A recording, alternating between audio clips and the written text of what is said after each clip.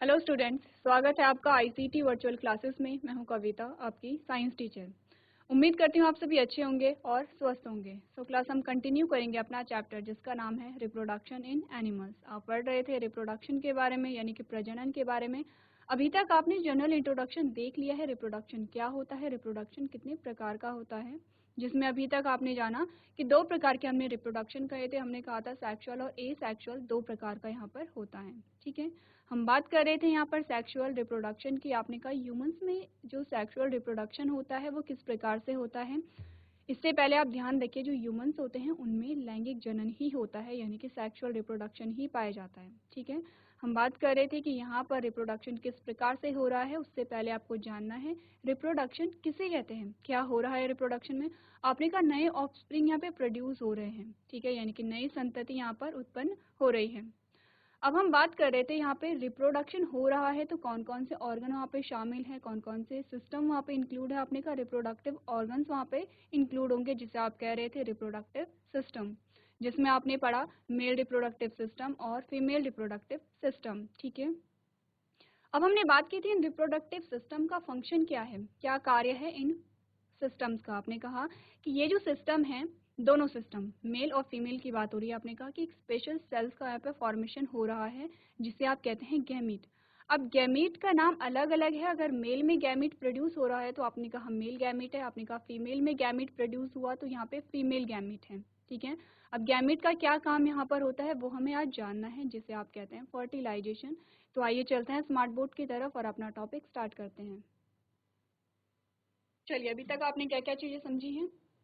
सबसे पहले हमने रिप्रोडक्शन का इंट्रोडक्शन जाना है। ठीक है, नेक्स्ट हमने बात की है मोड्स ऑफ रिप्रोडक्शन, यानी कि टाइप्स ऑफ रिप्रोडक्शन आपने पढ़े हैं यहाँ पर। नेक्स्ट आपने बात की है यहाँ पे सेक्सुअल रिप्रोडक्शन की, जिसमें आपने इंट्रोडक्शन आप जान चुके हैं। ठीक है, क्या होता है, क्या क्या डिफरेंसेस यहाँ पे हैं। उसके बाद हमने बात की है मेल रिप्रोडक्टिव सिस्टम की। ठीक है, जो पुरुष प्रजनन तंत्र होता है वो किस प्रकार का होता है, ये हमने यहाँ पे स्टडी की है।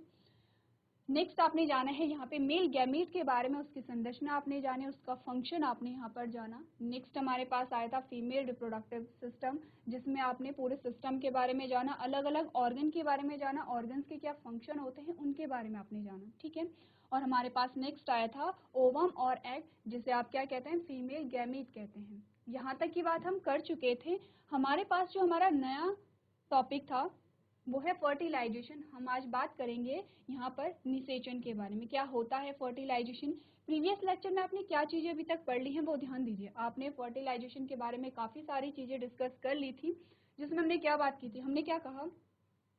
अभी तक आपने कहा गैमीट का फॉर्मेशन हो गया है। ठीक है, आपने कहा यहाँ पर मेल एंड फीमेल है। ठीक है, अब इनमें क्या हुआ है, गैमीट का फॉर्मेशन हो गया है। अब ध्यान दीजिए, आपको मेल गैमीट का नाम भी पता होना चाहिए, आपको फीमेल गैमीट का नाम भी पता होना चाहिए। ठीक है, गैमीट यहाँ पर बन गए हैं। अब हमने कहा कि गैमीट यहाँ पर बन गए हैं तो यहाँ पर क्रोमोसोम की क्या स्थिति होगी। ठीक है, क्रोमोसोम कितने होंगे। हमने कहा अगर आप मेल और फीमेल की बात करेंगे, नॉर्मल बॉडी की बात करते हैं, आपने कहा 46 क्रोमोसोम हमारे पास होते हैं, जिसे आप क्या कहते हैं, 23 पेयर भी कहते हैं। ठीक है, इतनी बात क्लियर है। हमने कहा कि हमारी जो नॉर्मल बॉडी होती है, नॉर्मल सेल्स होती हैं, उनमें होते हैं 46 क्रोमोसोम, जिसे आप कहते हैं कि 23 जोड़ी क्रोमोसोम हैं। अब ये 23 जोड़ी क्रोमोसोम का क्या मतलब है, आपने कहा आपकी जो पर सेल है, आपकी जो पर सेल है उसमें होते हैं 46 क्रोमोसोम। ठीक है, इतनी बात क्लियर है। इससे पहले हमने क्या बात की थी, क्रोमोसोम क्या है, आपने कहा ये आपके पास क्या आते हैं, डीएनए आ गया। ठीक है, ये आपके पास क्या आ गया है, डीएनए। अब हमने कहा कि जो डीएनए है वो एक प्रकार की प्रोटीन में लिपटा हुआ है। इस प्रकार से क्या है, प्रोटीन आ जाती है और प्रोटीन में क्या होता है, ये लिपटा हुआ है।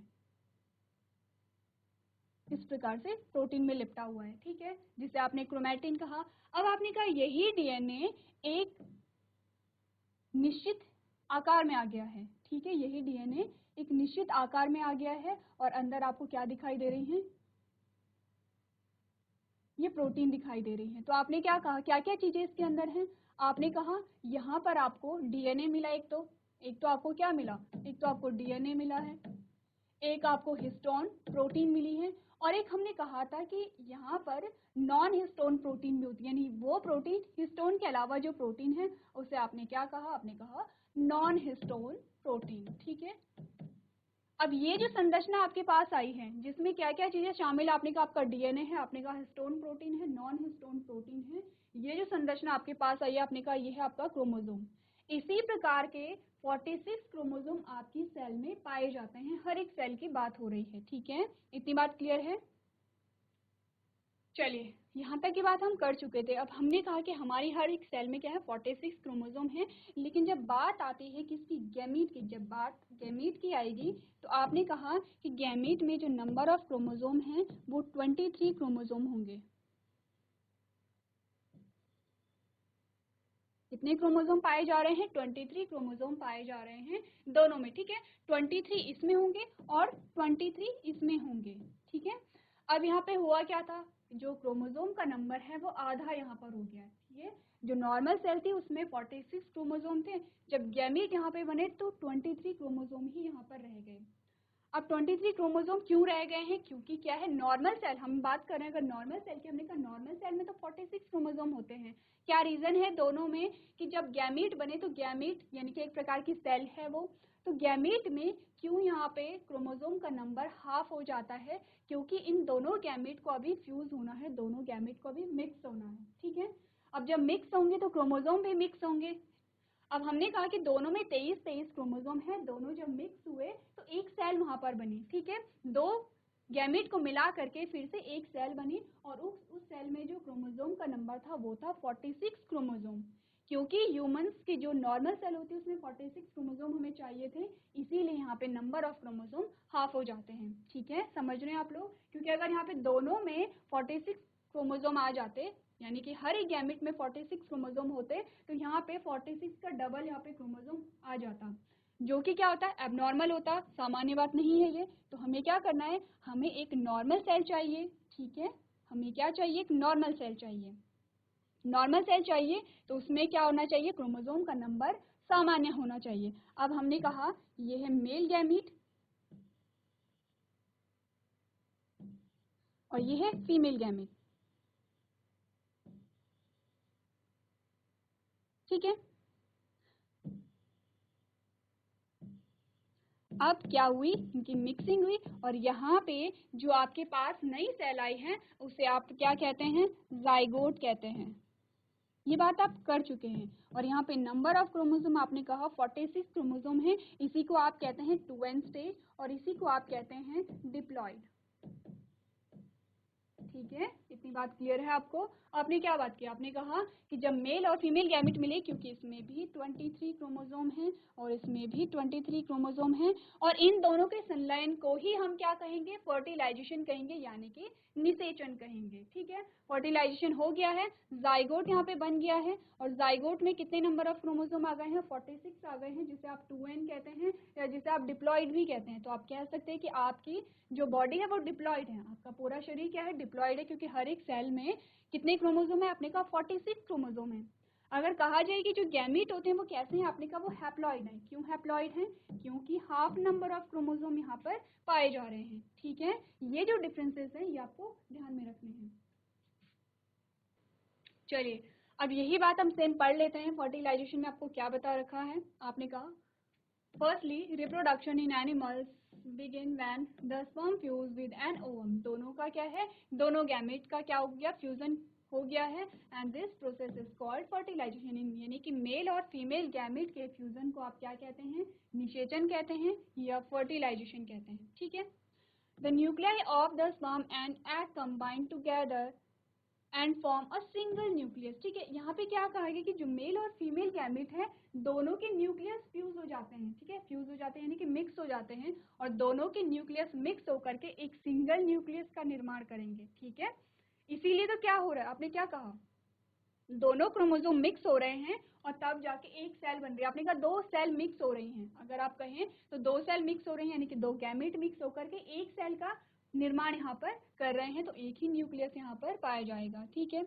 As a result the zygote is formed. अब क्या हो गया है, जाइगोट का फॉर्मेशन हो गया, आपको बता रखा है इमेज में, देखिए यहाँ पे आपको फर्टिलाइजेशन दिखा रखा है, यहाँ पे आपको जाइगोट दिखा रखा है, ठीक है। तो यहाँ पे क्या हुआ, आपको दिखा रखा है कि ये आपका ओवम है, और यहाँ से क्या हुआ, एक मेल गैमेट इंसर्ट हुआ है, दोनों का फ्यूजन हुआ है, और जब फ्यूजन हो गया है तो यहाँ पर आपको क्या दिखा, एक सिंगल सेल दिखाई दी, जाइगोट के रूप में आपको क्या दिखाई दे रही है, एक सिंगल सेल दिखाई दे रही है।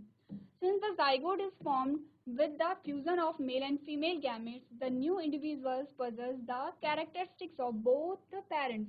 अब कहा जा रहा है कि फ्यूजन किसका हुआ है, देखिए आपने क्या कहा, फ्यूजन किसका हुआ है, आपने कहा मेल और फीमेल गैमेट का, यही बात हम करते चले आ रहे हैं।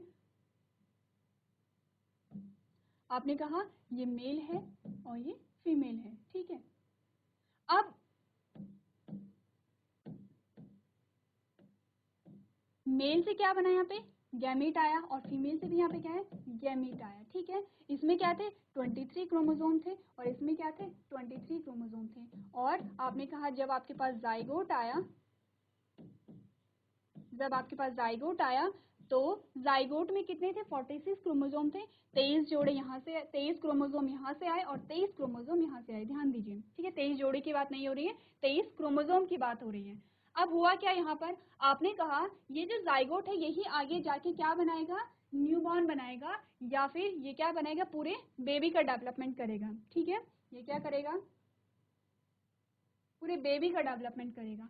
अब ये जो बेबी है इसमें 23 क्रोमोसोम तो कहाँ से आए हैं, इसके फादर से आए हैं, ठीक है, और 23 क्रोमोसोम कहाँ से आए हैं, इसकी मदर से आए हैं। तो क्या हुआ, जो न्यू बेबी है उसका जो जेनेटिक मटेरियल है या उसमें जो क्रोमोसोम पाए जा रहे हैं वो और कहीं से नहीं है बल्कि उसके मदर और फादर से हैं। यानी कि सोर्स ऑफ क्रोमोसोम क्या है, अगर आप स्रोत की बात करें, आपने कहा स्रोत क्या है क्रोमोसोम का या जेनेटिक मटेरियल का, आपने कहा कि उसके जो जनक हैं, उसके जो पेरेंट हैं, इन्हीं को हमने क्या कहा था, जनक कहा था। यही हमने क्या कहा था, जनक कहा था। हमने कहा था जनक कितने हैं, 2 हैं। किसका कैरेक्टर है, आपने कहा सेक्सुअल रिप्रोडक्शन का कैरेक्टर है। अब यही बात आपको लास्ट लाइन में बताई गई थी कि जो यहाँ पर जाइगोट होगा और जो जाइगोट आगे चल के एक बेबी में क्या होगा, डेवलप होगा, उसमें जो कैरेक्टर पाए जाएंगे वो दोनों के ही कैरेक्टर पाए जाते हैं, ठीक है। यही रीजन है कि जो बेबी होते हैं वो एज इट इज अपने पेरेंट जैसे नहीं दिखते हैं। क्यों नहीं दिखते हैं, क्योंकि यहाँ पे वैरायटी आ गई है, ठीक है। यहाँ पे वैरायटी कैसे आई है, क्योंकि पूरे क्रोमोसोम फादर से नहीं आए हैं या पूरे क्रोमोसोम मदर से नहीं आए हैं, हाफ हाफ आए हैं। तो हाफ हाफ आए तो क्या हो, वैरायटी भी, एक वैरायटी ये हो गई क्रोमोसोम की, एक वैरायटी ये हो गई क्रोमोसोम की। और आपने क्या कहा, जब आपने 2 अलग अलग चीजों को मिक्स किया तो आपको वहां पर तीसरी एक नई चीज देखने को मिली है। तो यही रीजन है कि जो यहाँ पे न्यू बॉर्न होगा वो 100% अपने पेरेंट जैसा नहीं दिखेगा बल्कि उसमें बहुत सारे कैरेक्टर होंगे, कुछ मदर के आएंगे, कुछ फादर के आएंगे। जैसे कि आपने कहा कि आपकी हाइट, आपने कहा आपके बालों का टाइप, आपने कहा आपकी आंखों का कलर, आपने कहा आपकी वॉइस, आपका जो फेस है। तो ये सारी चीजें क्या होती है, मैच होती हैं, लेकिन 100% क्या होता है, जो ऑफस्प्रिंग होते हैं वो अपने पेरेंट जैसे नहीं दिखते हैं, ठीक है। ये तो बात हुई किसकी, फर्टिलाइजेशन की। अब नेक्स्ट बात करेंगे फर्टिलाइजेशन के अलग अलग प्रकार यहाँ पर हमारे पास आते हैं, ठीक है। अभी ये जो फर्टिलाइजेशन आपने पढ़ा है ये कहाँ पे हो रहा था, आपने कहा फीमेल रिप्रोडक्टिव सिस्टम में हो रहा था, ठीक है। जब हम फीमेल रिप्रोडक्टिव सिस्टम को पढ़ रहे थे तब आपने क्या बात की, आपने कहा कि जो फीमेल रिप्रोडक्टिव सिस्टम है वहां पर क्या होगा, निषेचन की प्रक्रिया पाई जाएगी, यानी कि फर्टिलाइजेशन की प्रक्रिया पाई जाएगी। और कहाँ पे पाई जा रही है,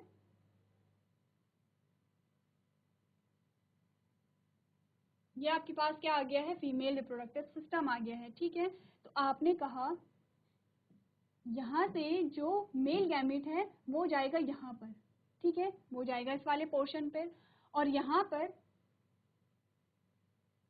पर जो फीमेल गैमेट थी वो भी जाएगी इस पोर्शन पर। यहाँ पे क्या हो जाता है, फ्यूजन हो जाता है, ठीक है, मिक्सिंग ऑफ गैमेट, यहाँ पे क्या हो गया, फ्यूजन हो गया। फ्यूजन हुआ तो यहीं पे क्या बन गया है, जाइगोट का निर्माण हो गया है, ठीक है। तो कहाँ पे फर्टिलाइजेशन हो रहा है, यहाँ पर हो रहा है। यहाँ पर से क्या मतलब है, आपने कहा यहाँ पर से मतलब है कि ह्यूमन बॉडी के अंदर हो रहा है। और ह्यूमन में कौन से ह्यूमन, आपने कहा जो फीमेल है, फीमेल की बॉडी के अंदर यहाँ पर क्या हुआ, फर्टिलाइजेशन हुआ। तो अगर बॉडी के अंदर फर्टिलाइजेशन हुआ है तो आपने कहा इंटरनल फर्टिलाइजेशन है या आंतरिक निषेचन है, यही आप कहते हैं, ठीक है। आपने क्या कहा, अगर बॉडी के अंदर हो रहा है तो आपने उसे इंटरनल फर्टिलाइजेशन कहा या फिर आंतरिक निषेचन कहा। अगर बॉडी के बाहर हो तो, क्योंकि कुछ ऐसे भी जीव होते हैं जिनमें निषेचन पाया जाता है लेकिन बॉडी के बाहर पाया जाता है, तो बॉडी के बाहर अगर निषेचन पाया जा रहा है तो आपने कहा उसे आप क्या कहेंगे, एक्सटर्नल फर्टिलाइजेशन कहेंगे या फिर बाह्य निषेचन कहेंगे। ठीक है, इतनी बात क्लियर है। अब आप समझ रहे हैं कि फर्टिलाइजेशन के आपके पास कितने प्रकार आए हैं, 2 प्रकार आए हैं। कौन कौन से आए हैं, आपने कहा इंटरनल फर्टिलाइजेशन और एक्सटर्नल फर्टिलाइजेशन। अब दोनों में क्या डिफरेंस होता है हम ये देख लेंगे, और दोनों किस में पाए जाते हैं हम ये भी देख लेंगे।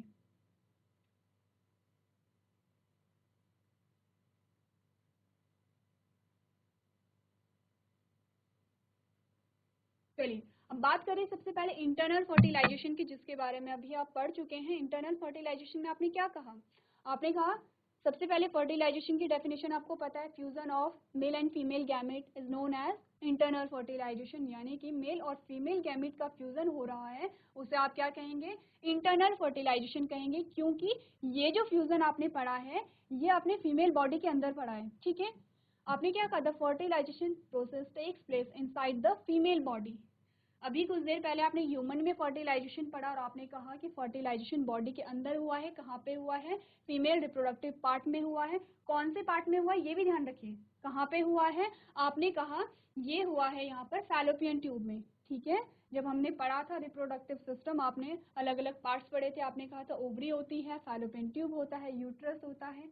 तो ये जो फैलोपियन ट्यूब है यहीं पर फर्टिलाइजेशन पाया जा रहा होगा। ठीक है, वही अगर आप बात करेंगे एक्सटर्नल फर्टिलाइजेशन की, आपने कहा the fertilization process takes place outside the body of the female. क्या होगा, बॉडी के बाहर ही फर्टिलाइजेशन हो रहा है। अब आप सोचिए कि किस प्रकार का फर्टिलाइजेशन होगा, ये फर्टिलाइजेशन पाया जाता है पानी में। ठीक है, पानी में क्या होता है, मेल और फीमेल गैमेट पानी में रिलीज कर दिए जाते हैं और वहीं पे गैमेट का फ्यूजन होगा। नेक्स्ट लाइन आपको बता रही है, less number of eggs are produced by such female as there are high chances of survival of offspring. क्योंकि इंटरनल फर्टिलाइजेशन में क्या है, यहाँ पे जो एग्स का प्रोडक्शन होता है, एग्स का जो उत्पादन होता है वो कम मात्रा में होता है। ठीक है, क्यों होता है अभी जानेंगे। सबसे पहले एक्सटर्नल फर्टिलाइजेशन में देख लेते हैं। आपने कहा large number of eggs are produced by such female as the chances of survival of the offspring are very low. जो यहाँ पे बाह्य निषेचन हो रहा है, एक्सटर्नल फर्टिलाइजेशन हो रहा है, यहाँ पर क्या होता है, लार्ज नंबर ऑफ एग्स का प्रोडक्शन होता है, बहुत सारे एग्स यहाँ पर बनते हैं। क्योंकि मैंने आपको बताया कि ये जो फर्टिलाइजेशन होगा ये पानी में होगा। ठीक है, अब अगर पानी में होगा तो क्या होता है, चांसेस बहुत कम होते हैं। क्या होता है, चांसेस बहुत कम होते हैं, किसके, फ्यूजन के बहुत कम चांसेस यहाँ पर आते हैं।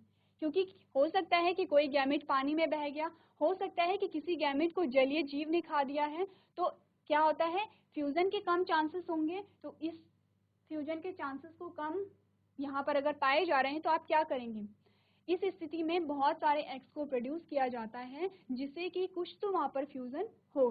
ठीक है, इसके जस्ट अपोजिट अगर आप इंटरनल फर्टिलाइजेशन की बात करेंगे, आपने कहा जो फ्यूजन के चांसेस होते हैं वो ज़्यादा होते हैं।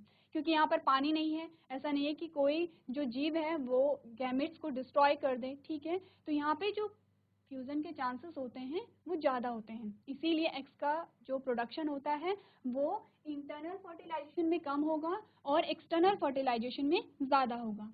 अब आपको इंटरनल फर्टिलाइजेशन के एग्जाम्पल दिए गए हैं, किन किन में होते हैं, आपने कहा काउ में होता है, ह्यूमन बींग्स में होता है। ठीक है, हैंस अंडरगो इंटरनल फर्टिलाइजेशन, ये आपके पास क्या आए हैं, आंतरिक निषेचन के एग्जाम्पल आए हैं। वही एक्सटर्नल फर्टिलाइजेशन में आपने क्या कहा, एक्वेटिक एनिमल जो होते हैं, एक्वेटिक का मतलब क्या होता है, एक्वा मतलब पानी। ठीक है, एक्वेटिक एनिमल यानी कि जलीय जीव, वो जीव जो जल में पाए जाते हैं। तो एक्सटर्नल फर्टिलाइजेशन हमने कहा पानी में ही होता है, तो इसीलिए ये कहाँ पे पाया जाएगा, जलीय जीवों में पाया जाता है। आपने कहा external fertilization, aquatic animals like fishes and amphibians like frog undergo external fertilization. कुछ फिशेस होती हैं, कुछ फ्रॉग होते हैं जिनमें एक्सटर्नल फर्टिलाइजेशन पाया जाता है। ठीक है, तो आपने क्या करना है, दोनों प्रकार के फर्टिलाइजेशन को आपने नोट करना है।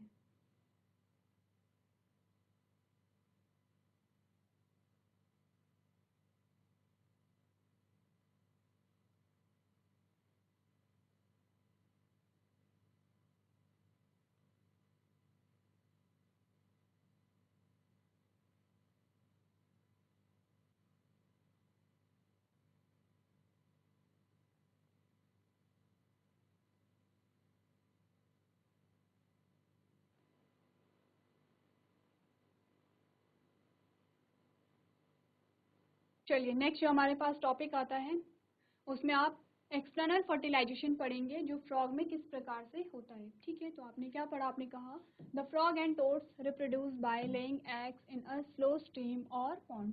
जो फ्रॉग होते हैं और टोड्स होते हैं वो क्या करते हैं, वो एग ले करते हैं जो पानी में, वो क्या करेंगे, एग को फिर एग ले करेंगे, एग को रिलीज करेंगे। नेक्स्ट आपने कहा द फीमेल फ्रॉग फर्स्टली ले hundreds of eggs together in a water. तो जो फीमेल होती है वो एक टाइम पे क्या करती है, हंड्रेड्स ऑफ एग यानी कि बहुत सारे एग को प्रोड्यूस यहाँ पर करेगी पानी में। नेक्स्ट आपको कहा गया these eggs are not covered with any hard shell, instead there is a jelly like substance that guards them all and hold them together. अब यहाँ पे कहा गया है कि जो एग आपने देखा होगा, आपने क्या देखा कि एग के बाहर क्या होती है, हार्ड कवरिंग होती है, लेकिन जो यहाँ पे फ्रॉग के एग हैं इनके बाहर कोई हार्ड शेल नहीं है, बल्कि कैसे हैं, जेली लाइक सब्सटेंस है। जेली समझते हैं आप लोग, जो चिपचिपा आपने जेली वाली टॉफी आपने खाई भी होगी, तो कुछ ऐसा ही सब्सटेंस होता है इनके बाहर जो कि क्या करता है, इन्हें एक साथ होल्ड करके भी रखता है और इनकी क्या करेगा, सुरक्षा भी करेगा। ठीक है, ये आपने डिफरेंस ध्यान रखने हैं कि जो एग होते हैं वो किस प्रकार के होते हैं, शेल कैसी होती है। ठीक है, नेक्स्ट आपको कहा गया है as the female frog lay their egg the female frog deposit the sperm over them. अब जैसे ही क्या होता है, फीमेल ने क्या किया, एग को प्रोड्यूस कर दिया है, एग को रिलीज कर दिया है। अब मेल क्या करेगा, मेल वहां पे गैमीट को क्या करेगा, उनके ऊपर प्रोड्यूस करेगा या रिलीज करेगा। उसके बाद क्या हुआ, the result in external fertilization when the sperm comes in contact with the eggs in the water. अब क्या हुआ, अब क्या देख रहे हैं, दोनों ने, मेल और फीमेल ने, दोनों ने अपनी गैमेट को अपनी बॉडी से बाहर निकाल लिया है और अब बाहर ही वहां पे क्या होगा, उन गैमेट्स का फ्यूजन होगा। तो आप समझ रहे हैं कि एक्सटर्नल फर्टिलाइजेशन में क्या हो रहा है, बहुत ज्यादा डिफिकल्ट नहीं है। ठीक है, सिंपल से आपको बात बताई गई है कि इंटरनल फर्टिलाइजेशन बॉडी के अंदर हो रहा है, ठीक है, एक्सटर्नल फर्टिलाइजेशन बॉडी के बाहर हो रहा है। ठीक है, नेक्स्ट आपने क्या बात की, आपने कहा though the eggs are large in numbers only a few of them manage to survive. अब कह रहे हैं कि यहाँ पर बहुत सारे एग का प्रोडक्शन हुआ है। आपने कहा कि एक एक टाइम पे यहाँ पे क्या है, सैकड़ों एग का प्रोडक्शन हो रहा है, लेकिन कुछ ही एग क्या होते हैं यहाँ पे सर्वाइव कर पाते हैं, जीवित रह पाते हैं। क्यों, क्योंकि हो सकता है कि कोई पानी में बह गया, हो सकता है कि कोई डिस्ट्रॉय हो गया है, हो सकता है कि किसी को जलीय जीवों ने खा लिया है, हो सकता है कि कोई क्या था, सेफ था वहां पर एग, लेकिन फिर भी वहां पे क्या हुआ, फ्यूजन नहीं हुआ, स्पर्म के साथ कांटेक्ट में नहीं आ पाए। तो क्या होता है, बहुत कम चांसेस हैं यहाँ पे फ्यूजन के, इसीलिए क्या होता है कि कुछ ही यहाँ पे जो एग्स होते हैं वो सर्वाइव कर पाते हैं। There are several factors which में hinder the fertilization process such as exposure, water movement, rainfall, winds and other animals. कहा जा रहा है कि यहाँ पर जो बाह्य निषेचन है उसे रोकने के लिए बहुत सारी चीजें होती है, जैसे वाटर मूवमेंट हो गया, बारिश हो गई तो बारिश हुई तो क्या हुआ, जो वहाँ पे एग होंगे वो डिस्ट्रॉय वहाँ पर हो सकते हैं, विंड अगर हवा चली तो वहां से भी हो सकते हैं। ठीक है, और जो अदर एनिमल्स होते हैं वो भी वहाँ पर क्या होते हैं, प्रेजेंट होते हैं। तो इस प्रकार से आपने क्या देखा, एक्सटर्नल फर्टिलाइजेशन के बारे में आपने पढ़ा है।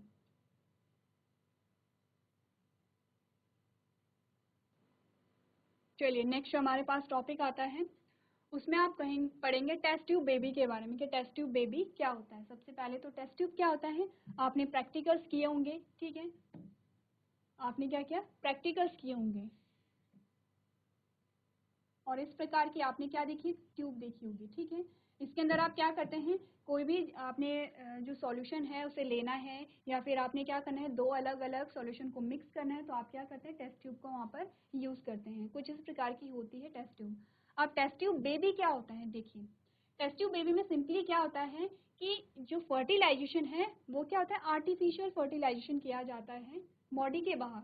ठीक है, क्योंकि आपने अगर ह्यूमंस की बात करें तो आपने ह्यूमंस में कहा कि वहाँ पे इंटरनल फर्टिलाइजेशन ही पाया जाता है, लेकिन इन केस अगर फीमेल की बॉडी के अंदर, फीमेल के रिप्रोडक्टिव सिस्टम में अगर कोई प्रॉब्लम आ रही है तो क्या किया जाता है, या फिर यहाँ पर जो मेल गैमेट होते हैं अगर वो वीक होते हैं तो क्या किया जाता है, जो फर्टिलाइजेशन की प्रोसेस है उसे लैब में किया जाता है। ठीक है, जब लैब में किया जाता है तो जाइगोट बना।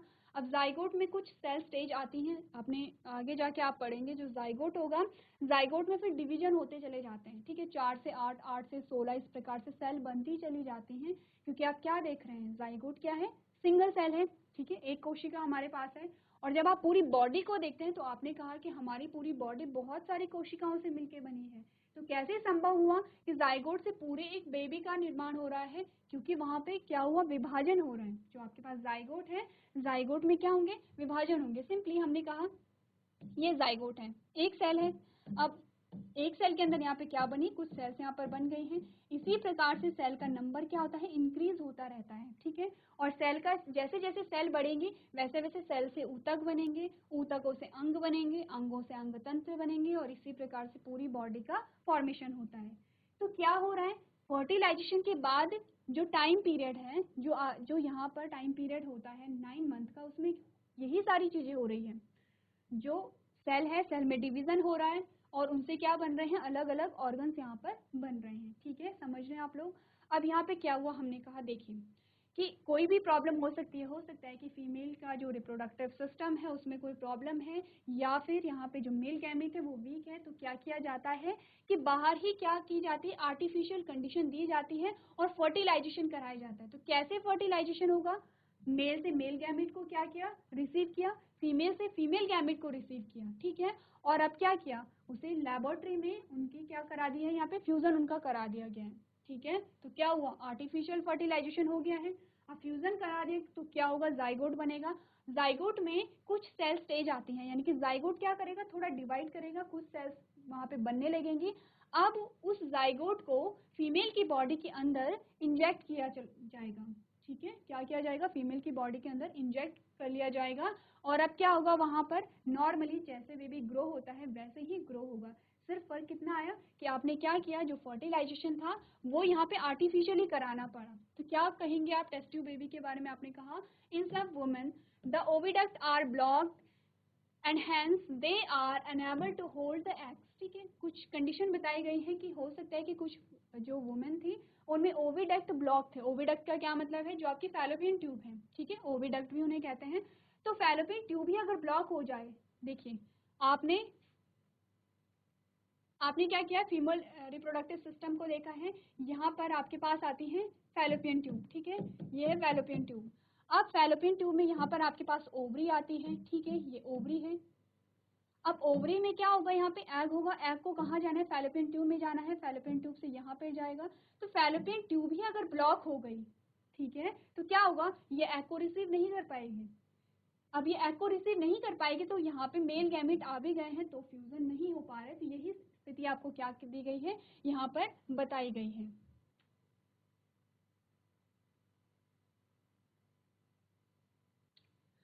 नेक्स्ट आपने कहा this means that these womens are not able to bear babies because of blocked oviduct. अब क्या होगा, अगर ओविडक्ट ही ब्लॉक है, आपकी फैलोपियन ट्यूब ही ब्लॉक है, तो यहाँ पर क्या होगा, फर्टिलाइजेशन पॉसिबल नहीं है। However due to the process of vitro fertilization और आईवीएफ, यानी कि जो इन विट्रो फर्टिलाइजेशन होता है उसके द्वारा संभव है कि अगर ओविडक्ट ब्लॉक भी है तो यहाँ पर क्या होती है, प्रेगनेंसी क्रिएट की जा सकती है। The freshly released egg of female and a male sperm can be fertilized externally, यानी कि मेल और फीमेल गैमेट का फ्यूजन एक्सटर्नली कर दिया जाता है लैब में। The zygote thus formed is allowed to develop for a week outside the female body. अब क्या हो, जो जाइगोट है एक हफ्ते तक उसे डेवलप होने दिया जाता है, क्योंकि देखना भी जरूरी है कि जो जाइगोट बना है उसमें डेवलपमेंट की प्रोसेस हो रही है या नहीं हो रही है। जैसे आपने देखा कि डेवलपमेंट की प्रोसेस हो रही है तो क्या हुआ, in safe conditions and is then place in the womens uterus. अब क्या हो गया है, जब आपको दिखा कि जाइगोट में डेवलपमेंट हो रहा है तो अब फीमेल बॉडी के अंदर उस जाइगोट को इंसर्ट कर दिया जाता है, ठीक है। In this way these womens can bear babies, यानी कि इस टेक्निक की वजह से क्या संभव हो पाया है, किसी में अगर इस प्रकार की प्रॉब्लम पाई भी जाती है तो यहाँ पर प्रेगनेंसी क्रिएट की जा सकती है। The babies that are born with the IVF process are called test tube babies, ठीक है। तो इस प्रकार के बेबीज को आप क्या कहते हैं, टेस्ट ट्यूब बेबी कहते हैं, ठीक है। इतनी बात समझ रहे हैं आप लोग। चलिए, सो क्लास आज आपने फर्टिलाइजेशन के प्रकार पढ़े हैं, साथ ही आपने देखा यहाँ पे आईवीएफ के बारे में आपने जाना, यानी कि टेस्ट ट्यूब बेबी के बारे में आपने जाना। तो जो भी आपको पढ़ाया जाता है वो आप घर से रिवाइज करके लेके आएंगे। तो आज के सेशन में हम इतना ही करेंगे। अभी तक क्लास में बने रहने के लिए आपका धन्यवाद।